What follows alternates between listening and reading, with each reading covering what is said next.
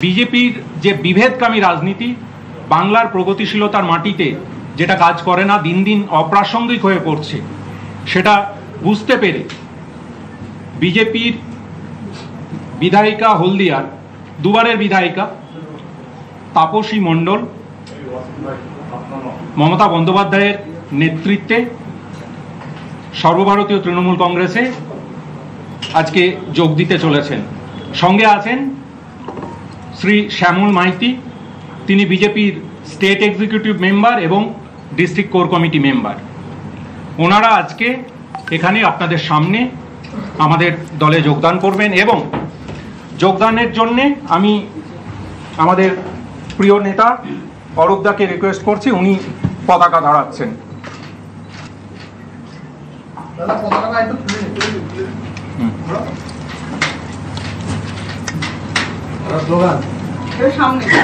वंदे मातरम, वंदे मातरम। तृणमूल कांग्रेस जिंदाबाद, ममता बनर्जी जिंदाबाद, जिंदाबाद जिंदाबाद। अभिषेक बनर्जी जिंदाबाद, जिंदाबाद जिंदाबाद।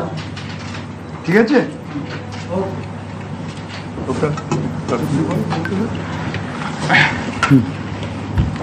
আমি অরূপদাকে অনুরোধ জানাবো, উনি দু এক কথা বলবেন, তারপরে তাপসীদি এবং শ্যামলদা বলবেন। আমরা হারাবো, নিশ্চিন্ত থাকুন, হারাবো। মুকুটমণি অধিকারীকে নিয়ে গিয়ে দাঁড় করিয়েছেন, 2 লক্ষ ভোটে হেরেছে। বিশ্বজিৎ দাসকে নিয়ে গিয়ে দাঁড় করিয়েছিলেন, 80,000 ভোটে হেরেছে। কৃষ্ণ কল্যাণীকে নিয়ে গিয়ে দাঁড় করিয়েছিলেন, 80,000। সেটিং করে যদি নওশাদ দাঁড়িয়ে পড়ে বা তার প্রার্থী দাঁড়িয়ে পড়ে, তাহলে মেটিয়া বুরুজও আপনার জন্য আনছেন। 2019 তাপসী মণ্ডল সিপিএমে, আমি দিব্যেন্দু অধিকারীকে হলদিয়া থেকে 70,000 লিড দিয়েছিলাম। অতএব আমার কাছে সব কিছু লাভ নেই। হলদিয়ার একটা হিন্দু তৃণমূলের সঙ্গে নেই, একটা হিন্দু, নিশ্চিন্ত থাকুন। তাহলে অভিষেক ব্যানার্জির কথাই একেবারে ঠিক, বেদ বাক্য। তিনি ঠিক সময় মতো দরজাটা ফাঁক করবেন, আর তিনি দরজাটা ফাঁক করলেই বিজেপির সমস্ত বিধায়ক এমপি টুকটুক টুকটুক করে তৃণমূলে ঢুকে যাবেন এবং বাংলা থেকে বিজেপি নামক দলটাই উঠে যাবে। আজকে তৃণমূল কংগ্রেসে যোগদান করলেন বিজেপির হলদিয়ার যিনি বিধায়িকা আছেন তাপসী মণ্ডল, এবং শুধুমাত্র বিজেপি বিধায়িকা বললেও ভুল হবে, তিনি তমলুক সাংগঠনিক জেলার সভাপতি হিসেবেও ছিলেন। তিনি প্রথমে সিপিএম এর বিধায়িকা হয়েছিলেন, তার আগে কাউন্সিলর ছিলেন সিপিএম এর। তারপর শুভেন্দু অধিকারী যেদিনকে বিজেপিতে যোগদান করেন, তার সঙ্গেই তিনি একই মঞ্চে সেদিনকে বিজেপি যোগদান করেছিলেন এবং তাকে টিকিট দেওয়া হয়েছিল হলদিয়া থেকে, তিনি জিতেছিলেন। এবং আজকে তিনি মমতা বন্দ্যোপাধ্যায়ের অনুপ্রেরণায় মমতা বন্দ্যোপাধ্যায়ের কর্মযজ্ঞে যোগ দিতে তৃণমূল কংগ্রেসে যোগদান করলেন এবং তৃণমূলের মন্ত্রী অরূপ বিশ্বাসের হাত ধরে তিনি তৃণমূলে যোগদান করলেন। ব্যাস, তাহলে মাথায় আকাশ ভেঙে পড়েছে, একদম সবকিছু শেষ হয়ে গেছে। বিজেপিতেই তো ভাঙন শুরু হলো, 2026 আসতে এখনো 1 বছর বাকি আছে এবং তার আগেই এরকম ভাঙন টাঙন করছে। আগামী দিনে আরো বড় হবে বিজেপি ফিনিশ বাংলা থেকে, তাই তো? একটা প্রশ্ন এখানে খুব জানতে ইচ্ছে করছে, তৃণমূল কংগ্রেসে যোগদান করলেন, বাবুল সুপ্রিয়র মতো নতুন কোনো অপরচুনিটি হয়তো খুঁজতে এসেছেন, কিন্তু তাপসী মণ্ডল যোগদান করছেন, তাপসী মণ্ডলের মুখে হাসি নেই কেন? অরূপ বিশ্বাস যোগদান করাচ্ছেন, অরূপ বিশ্বাসের মুখে হাসি নেই কেন? শুধুমাত্র তাই নয়, যখন পতাকাটা যোগদান দিচ্ছেন, মানে কিরকম টেন্স সিচুয়েশন দেখুন। দলীয় পতাকা যে কোনো দলের কর্মী সমর্থক বা যারাই আছেন তাদের জন্য তো সেইটা একটা বিশাল ব্যাপার। সেই পতাকাটাও ভালো করে খোলা হয়নি, বলছে পতাকাটা ভালো করে খোলা হয়নি, সাংবাদিকরা ধরিয়ে দিচ্ছে, ও হ্যাঁ হ্যাঁ হ্যাঁ, তারপর পতাকাটা খুলছেন। এত টেনশন কিসের? এবং তার থেকেও মজার কথা, যখন বলছে এবার স্লোগান, যোগদান হয়ে গেছে এবার স্লোগান, ভালো করে প্রথমে যে ভিডিওটা দেখালাম সেটা দেখুন, তখন ওই বন্দে মাতরম, মমতা বন্দ্যোপাধ্যায় জিন্দাবাদ, অভিষেক বন্দ্যোপাধ্যায় জিন্দাবাদ এসব হচ্ছে, অরূপ বিশ্বাস এরকম করে হাত দেখাচ্ছে, না স্লোগান দিও না। কেন? হই হই রই রই ব্যাপার, বিজেপিকে ভেঙে টুকরো টুকরো করে ফেলছে তৃণমূল কংগ্রেস, আর সেখানে স্লোগান অব্দি দিতে পারছে না, মুখগুলো একদম থমথম করছে। কি ব্যাপার, এত টেনশন কিসের? যোগদান করেও কোনো শান্তি নেই। দেখুন, এখানে যখন যোগদান করেছেন তৃণমূলের উন্নয়ন যজ্ঞে তাপসী মণ্ডল সামিল হয়েছেন, তখন তো তিনি তার মতো করেই বলবেন বিজেপি করা যায় না, অনেক অনেক কথা বলবেন। তো সেই কথার কতখানি মূল্য আছে সেটা আপনারাই বিচার করবেন। কিন্তু বিজেপির তরফ থেকে 3টে পয়েন্ট শোনা যাচ্ছে। কি কারণে তাপসী মণ্ডল এই দলবদলটা করলেন এবং এই দলবদল হওয়ার জন্য বিজেপির ঠিক কতখানি ক্ষতি হলো। আমি রাজনৈতিক যে পয়েন্টগুলো আছে সেখানে যাচ্ছি না, কারণ রাজনৈতিক বক্তব্য বললে তাপসী মণ্ডল বলবেন বিজেপি আর করা যায় না, আর বিজেপি বলবে তাপসী মণ্ডল যাওয়াতে কোনো ক্ষতি হয় না। আমি একদম বাস্তবের মাটি থেকে ব্যাপারটা বোঝার চেষ্টা করছি। দেখুন, শুভেন্দু অধিকারী সরাসরি বলে দিলেন যে তাপসী মণ্ডল যখন সিপিএম এর বিধায়িকা ছিলেন, অর্থাৎ 2016 সালে যখন হৈ হৈ করে এই রাজ্যে তৃণমূল কংগ্রেস জিতেছিল, নন্দীগ্রাম থেকে প্রথমবার বিধায়ক হলেন শুভেন্দু অধিকারী, ঠিক সেই সময়ে বিধায়ক হয়ে আছেন, কিন্তু সেই অবস্থাতেও দিব্যেন্দু অধিকারী ওই তমলুক কেন্দ্রে তৃণমূলের প্রার্থী এবং শুভেন্দু অধিকারী তখন তৃণমূলে আছেন। এই তাপসী মণ্ডলের কেন্দ্র হলদিয়াতে 70,000 লিড দিয়েছিলেন এবং খুব ভালো করে এই তাপসী মণ্ডল জানতেন যে তিনি যদি সিপিএমই থাকেন তাহলে এখানে হয় বিজেপি নয় তৃণমূল, কেউ একটা জিতবে, সিপিএম এর কোনো ভবিষ্যৎ নেই। ফলে ধান্দাবাজিটা বুঝে তিনি কিন্তু বিজেপিতে চলে এসেছিলেন। খুব ভালো কথা। এবার তার বিরুদ্ধে যেটা সব থেকে বড় অভিযোগ, আমি একদম বিজেপির রাজ্য স্তরেরই বেশ কিছু নেতার সঙ্গে কথা বললাম, তারা বলছেন যে এই যে লোকসভা নির্বাচনটা হয়েছিল, সেই লোকসভা নির্বাচনে তিনি বিজেপির সাংগঠনিক জেলা সভাপতি হিসেবে ছিলেন, সুতরাং তিনি বিজেপিকে জেতাতে চেষ্টা করবেন। তো তিনি যেটা করেছিলেন তার বিরুদ্ধে যেটা রিপোর্ট গেছে, তিনি দলের মধ্যে থেকেই অন্তর্ঘাত করার চেষ্টা করেছিলেন, আপ্রাণ চেষ্টা করেছিলেন যে অভিজিৎ গঙ্গোপাধ্যায়, যিনি সেখানে প্রাক্তন বিচারপতি প্রার্থী হয়েছিলেন, তাকে যাতে তার কেন্দ্রে অন্তত হারানো যায়, তার কেন্দ্রে লিডটা যেন তৃণমূল কংগ্রেস পায়, এই কাজটা তিনি করেছিলেন। এবং এই দলবিরোধী কাজ করার জন্য তার উপর খুবই ক্ষিপ্ত ছিল বিজেপির নেতৃত্ব। কিন্তু এই রিপোর্ট যাওয়ার পরও তার বিরুদ্ধে কোনো অ্যাকশন নেওয়া হয়নি। তার কারণ হচ্ছে যে এইটা নিয়ে ফার্দার কন্ট্রোভার্সি করতে চায়নি বিজেপি নেতৃত্ব। তারা যেটা ঠিক করেছিল, সাংগঠনিক যে পরিবর্তন আসছে সেখানেই তাপসী মণ্ডলকে যা করার করে দেওয়া হবে। শুধুমাত্র তাই নয়, বিজেপিতে থাকলে তিনি টিকিটটাও পাবেন না, এমএলএ টিকিটটাও পাবেন না। তিনি যে দল বিরোধী কাজটা করেছিলেন তাতে দলের সর্বোচ্চ স্তরের যে নেতা কর্মী রয়েছেন, শীর্ষ নেতৃত্ব রয়েছেন, সকলেই প্রচন্ড ক্ষুব্ধ ছিলেন এবং সেই মেসেজটা আকার ইঙ্গিতে তিনি পেয়ে গিয়েছিলেন। অর্থাৎ তাকে সরাসরি বহিষ্কার করা বা এটার জন্য শাস্তি দেওয়া, এই ব্যবস্থা না করে তাকে প্রথমে সাংগঠনিকভাবে সরিয়ে দেওয়া হবে এবং তারপর তাকে টিকিটটাও দেওয়া হবে না। এই বার্তাটা ক্লিয়ার হয়ে গিয়েছিল তাপসী মণ্ডলের কাছে, সেই জন্যই নাকি তিনি দলবদল করেছেন। এটা হচ্ছে পয়েন্ট নাম্বার 1। পয়েন্ট নাম্বার 2, তিনি অন্তর্ঘাত করার চেষ্টা করেছিলেন, কিন্তু তা সত্ত্বেও তার এতখানি রাজনৈতিক ক্ষমতা, সেখানে কিন্তু শুভেন্দু অধিকারীরা অভিজিৎ গঙ্গোপাধ্যায়কে লিড করিয়ে দিয়েছিলেন। অর্থাৎ তিনি যখন সিপিএম এর বিধায়ক ছিলেন তখনও সেখানকার সিপিএম ক্যান্ডিডেটকে তিনি লিড করাতে পারেননি। সেখানেও শুভেন্দু অধিকারীরা তখনকার তৃণমূল প্রার্থী, যেহেতু তখন তিনি তৃণমূল করছিলেন, তৃণমূল প্রার্থীকে 70,000 লিড করিয়েছিলেন। আবার তিনি যখন বিজেপিতে থেকে বিজেপির হয়ে অন্তর্ঘাত করার চেষ্টা করছেন তখনও কিন্তু সেখানে তিনি সফল হননি। এতখানি তার রাজনৈতিক ক্যারিশমা। এবার এই যে ঘটনাটা ঘটলো লোকসভা নির্বাচনে, যেখানে তিনি সাফল্য পেলেন না যে অন্তর্ঘাতটা করবেন বলে, সেই জায়গাটায় কিন্তু তিনি হাল ছাড়েননি।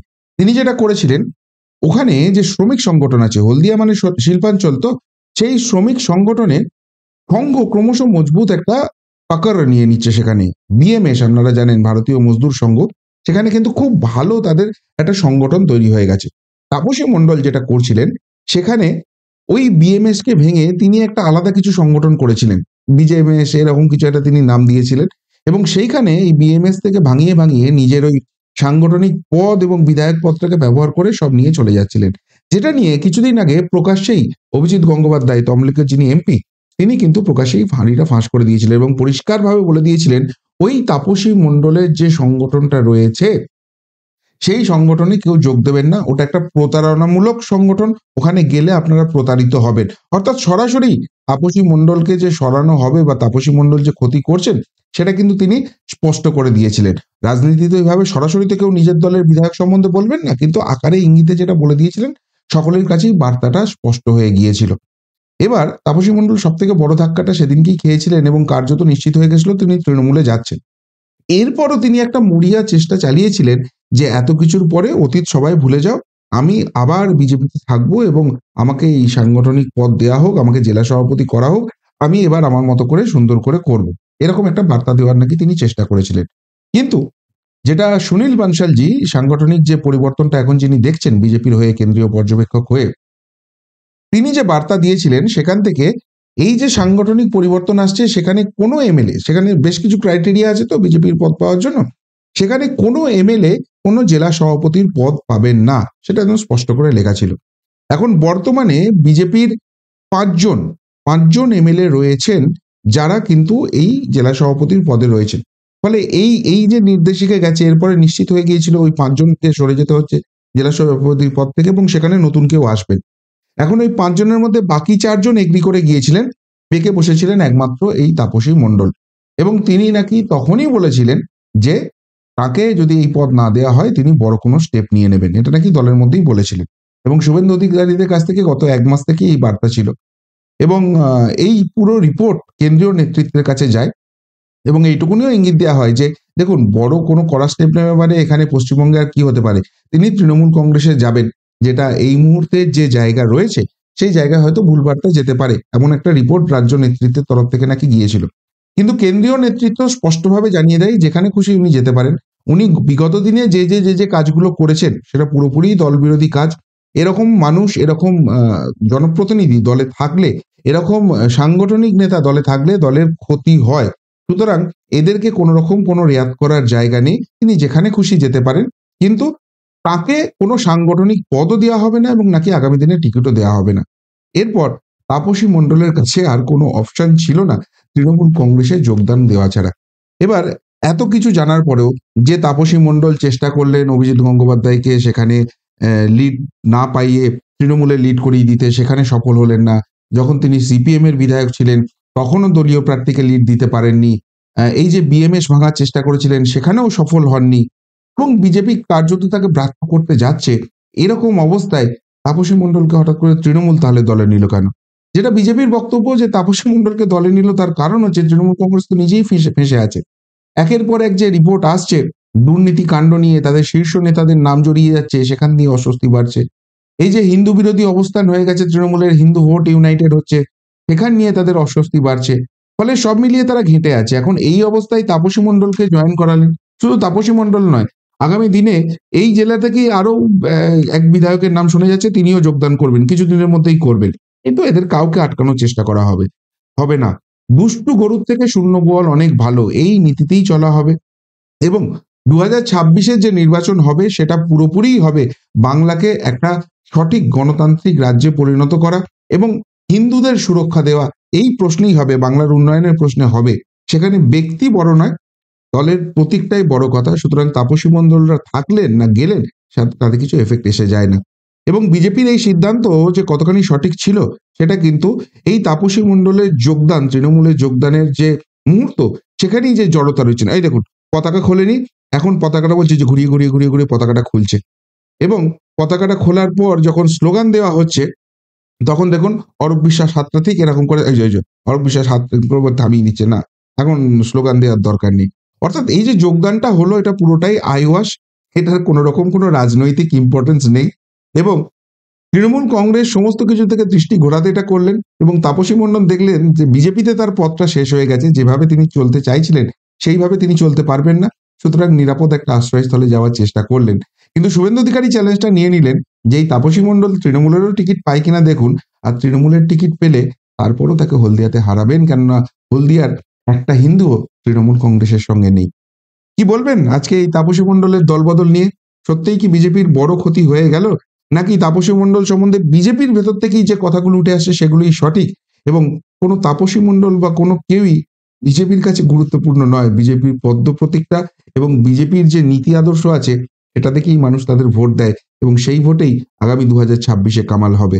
নাকি অভিষেক বন্দ্যোপাধ্যায়রা বড়বাজি মেরে নিলেন শুভেন্দু অধিকারী জেলাতে এত বড় একটা ভাঙন ঘটিয়ে? যদি এই নিয়ে কিছু বলার থেকে আপনাদের অবশ্যই কমেন্ট বক্সে কমেন্ট করে জানাবেন। এখনকার মতো এখানেই শেষ করলাম, ফেরত আসছি নতুন প্রতিবেদন নিয়ে খুব তাড়াতাড়ি। ভালো থাকবেন, সাথে থাকবেন, পাশে থাকবেন। নমস্কার।